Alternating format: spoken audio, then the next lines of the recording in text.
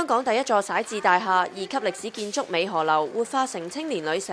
政務司司長林鄭月娥主持開幕禮致辭時話，希望旅客可以透過美荷樓認識香港歷史文化同公營房屋嘅發展。呢一棟2級嘅歷史建築係蘊藏咗好多鄰里互助、奮發向上嘅香港精神。適逢今年呢係香港公營房屋發展嘅60週年，美荷樓作為公營房屋嘅先驅，喺能夠同一個年份完成咗呢個活化計劃並投入服務，實在係別具意義。透過呢個活化計劃呢，美荷樓嘅青年旅舍將會集咗住宿啦、展覽、文化同埋交流與歷史保育於一身，為社區帶嚟經濟同埋社會嘅效益。